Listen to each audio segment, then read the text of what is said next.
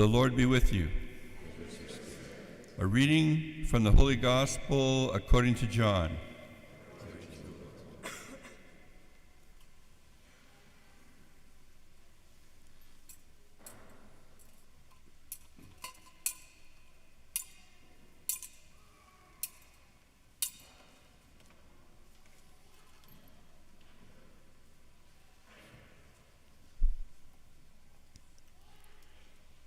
It was evening on the day Jesus rose from the dead, the first day of the week. And the doors of the house where the disciples had met were locked for fear of the Jews. Jesus came and stood among them and said, "Peace be with you." After he said this, he showed them his hands and his side. Then the disciples rejoiced when they saw the Lord. And Jesus said to them again, "Peace be with you. As the Father has sent me, so I send you." When he had said this, he breathed on them and said to them, "Receive the Holy Spirit. If you forgive the sins of any, they are forgiven them. If you retain the sins of any, they are retained." But Thomas, who was called the twin, one of the 12, was not with them when Jesus came. So the other disciples told him, "We have seen the Lord." But he said to them, "Unless I see the mark of the nails in his hands, and put my finger in the mark of the nails, and my hand in his side, I will not believe." After 8 days, his disciples were again in the house, and Thomas was with them. Although the doors were shut, Jesus came and stood among them and said, "Peace be with you." Then he said to Thomas, "Put your finger here and see my hands. Reach out your hand and put it in my side. Do not doubt, but believe." Thomas answered him, "My Lord and my God." Jesus said to him, "Have you believed because you have seen me? Blessed are those who have not seen and yet have come to believe." Now Jesus did many other signs in the presence of his disciples, which are not written in this book. But these are written so that you may come to believe that Jesus is the Christ, the Son of God, and that through believing you may have life in his name. The Gospel of the Lord.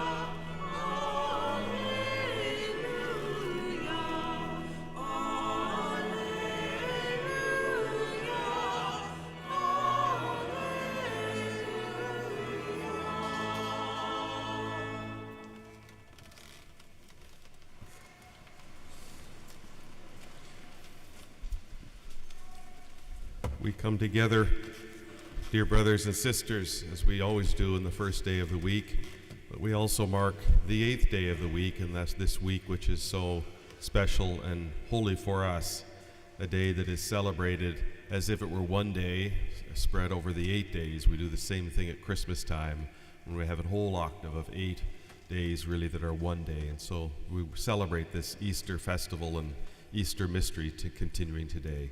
But we also mark through this gospel the events that took place, the lives of the apostles and disciples, from the first appearance that Jesus had with them up to this one that takes place 8 days later. And we see the dynamic of their belief.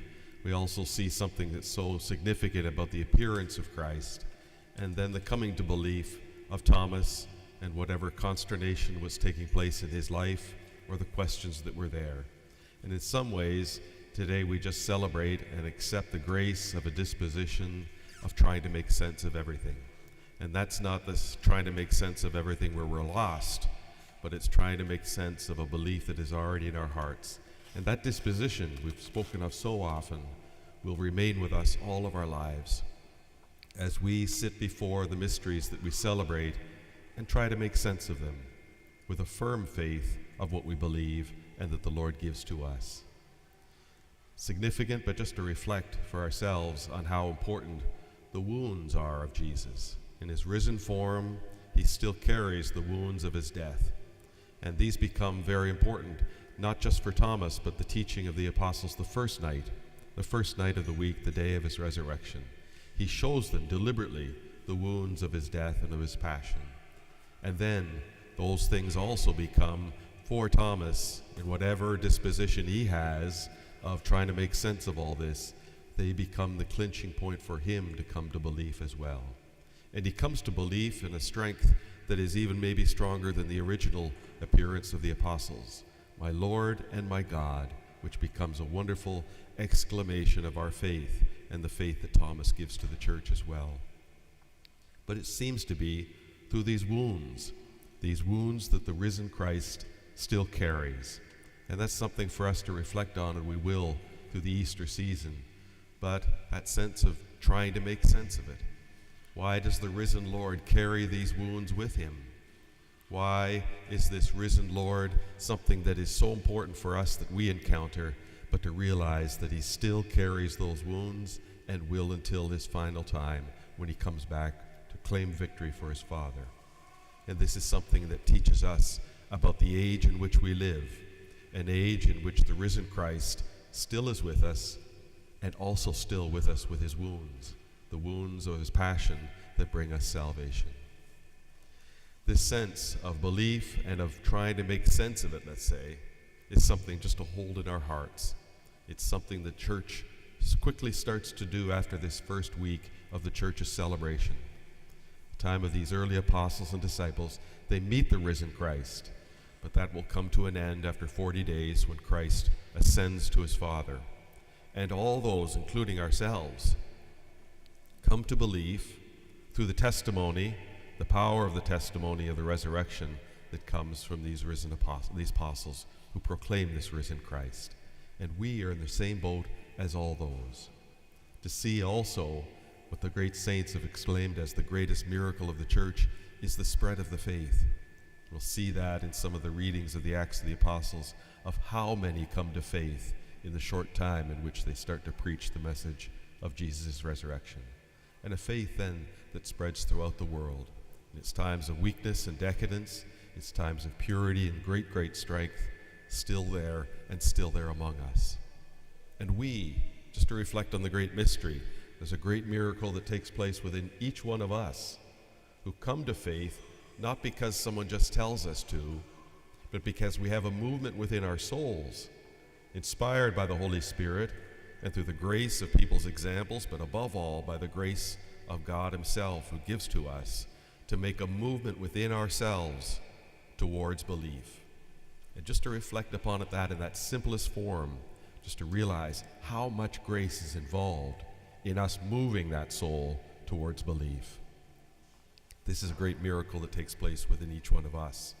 And having come to belief, then the task and the disposition of trying to make sense of all these things, knowing that we'll never fully comprehend anything here, but coming to a belief, but a peace within us, that things are starting to make sense, that these things now reflect something Jesus spoke about all through his life and his earthly life with the apostles and disciples, and also that they reflect the reality and experience of what my life has been individually, and to see the power of the resurrection that takes place within us and the need for us to have the grace of Christ to save us in the end. This becomes the great mystery of the mercy of God, which we celebrate today as well, Feast of Divine Mercy. And it comes and rests within our hearts that then continues on for the rest of our year and the rest of our lives until we meet Christ face to face.